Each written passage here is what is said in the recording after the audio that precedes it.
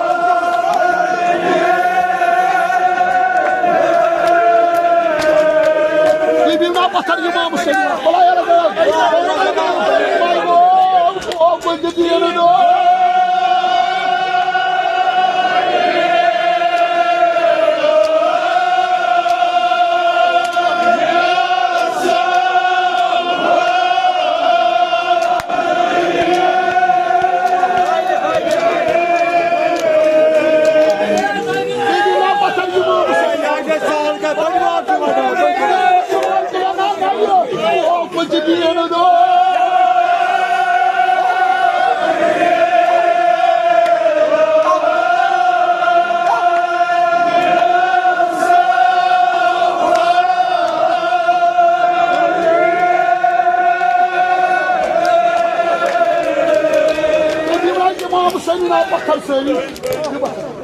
Bir batar İmam Hüseyin.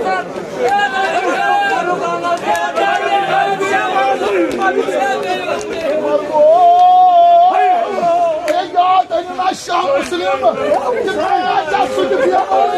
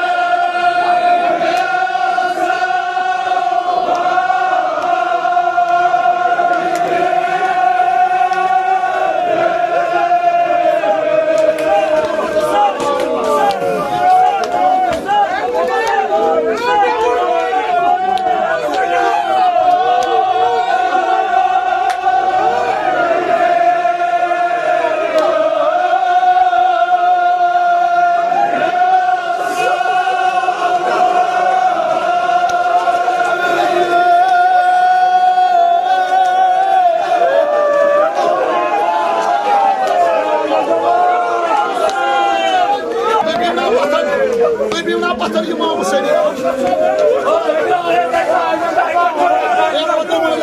Bakın İmam koydu maydan alıp. İmam vatanı olçu İmam Hüseyin'e sağmış. İmam vatanı olçu Şah Müslim'e sağmış. İmam vatanı olçu Rokiye sağmış. Şah Müslim'in puru. Kocaysa kere kere kere. Kokucu diyene doğru.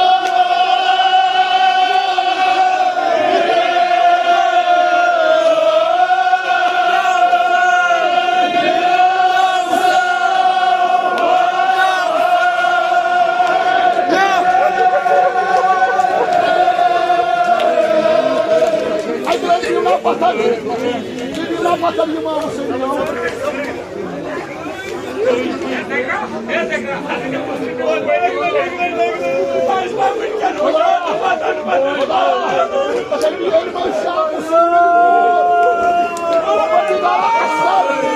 Asker Sadi Safari Şam Reşit. Yatıma gidelim olmasın sağlamcım. Benim korkumatımız aşı. Hani sanki Mahmut Şah Müslim'i doğmudur. Korkucu diyenedir.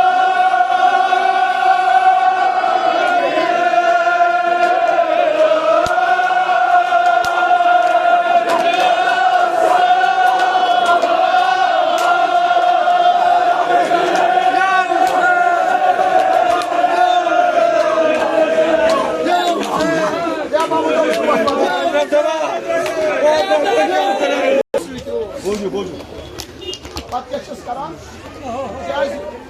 Şah Müslüman ondan kadar başlayma. Vay yediğin kur gelden havalı cinayet sayılır. Yani İsmail'de ben muhalif sahibi.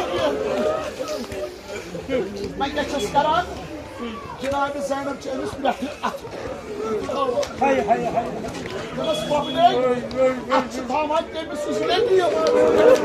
Hayır.